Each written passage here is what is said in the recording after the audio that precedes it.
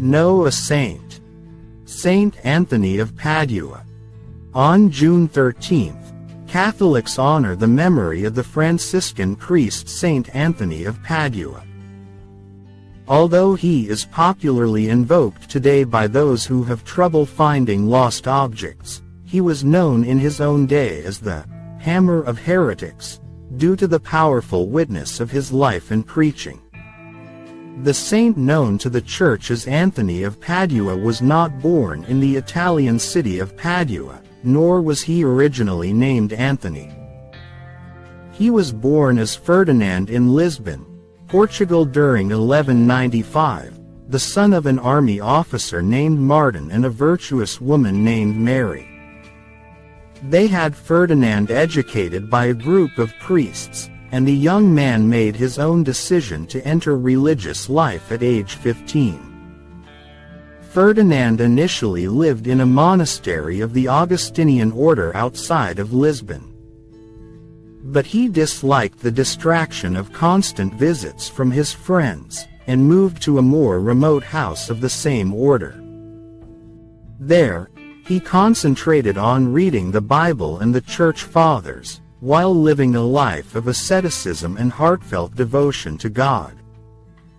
8 years later, in 1220, Ferdinand learned the news about 5 Franciscan friars who had recently died for their faith in Morocco. When their bodies were brought to Portugal for veneration, Ferdinand developed a passionate desire to imitate their commitment to the gospel. When a group of Franciscans visited his monastery, Ferdinand told them he wanted to adopt their poor and humble way of life. Some of the Augustinian monks criticized and mocked Ferdinand's interest in the Franciscans, which had been established only recently, in 1209. But prayer confirmed his desire to follow the example of Saint Francis, who was still living at the time. He eventually obtained permission to leave the Augustinians and join a small Franciscan monastery in 1221. At that time he took the name Anthony, after the 4th century desert monk Saint Anthony of Egypt. Anthony wanted to imitate the Franciscan martyrs who had died trying to convert the Muslims of Morocco. He traveled on a ship to Africa for this purpose, but became seriously ill and could not carry out his intention. The ship that was supposed to take him to Spain for treatment was blown off course, and ended up in Italy. Through this series of mishaps, Anthony ended up near Assisi, where Saint Francis was holding a major meeting for the members of his order. Despite his poor health, Anthony resolved to stay in Italy in order to be closer to Saint Francis himself. He deliberately concealed his deep knowledge of theology and scripture, and offered to serve in the kitchen among the brothers. At the time, no one realized that the future Hammer of Heretics was anything other than a kitchen assistant and obedient Franciscan priest.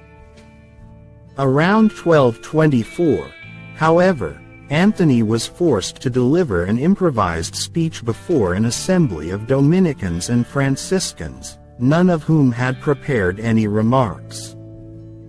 His eloquence stunned the crowd, and Saint Francis himself soon learned what kind of man the dishwashing priest really was. In 1224 he gave Anthony permission to teach theology in the Franciscan order, provided, however, that as the rule prescribes, the spirit of prayer and devotion may not be extinguished. Anthony taught theology in several French and Italian cities, while strictly following his Franciscan vows and preaching regularly to the people. Later, he dedicated himself entirely to the work of preaching as a missionary in France, Italy and Spain, teaching an authentic love for God to many people, whether peasants or princes, who had fallen away from Catholic faith and morality. Known for his bold preaching and austere lifestyle, Anthony also had a reputation as a worker of miracles, which often came about in the course of his disputes with heretics. His biographers mention a horse, which refused to eat for 3 days, and accepted food only after it had placed itself in adoration before the Eucharist that Anthony brought in his hands. Another miracle involved a poisoned meal, which Anthony ate without any harm after making the sign of the cross over it. And a final often recounted miracle of Saint Anthony's involved a group of fish, who rose out of the sea to hear his preaching when heretical residents of a city refused to listen. After Lent in 1231, Anthony's health was in decline. Following the example of his patron, the earlier Saint Anthony, who had lived as a hermit, he retreated to a remote location, taking 2 companions to help him.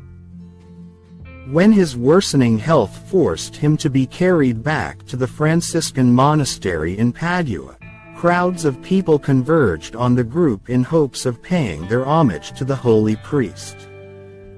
The commotion surrounding his transport forced his attendants to stop short of their destination. After receiving the last rites, Anthony prayed the Church's 7 traditional penitential psalms, sung a hymn to the Virgin Mary, and died on June 13 at the age of 36. Saint Anthony's well-established holiness, combined with the many miracles he had worked during his lifetime, moved Pope Gregory IX, who knew the saint personally, to canonize him 1 year after his death.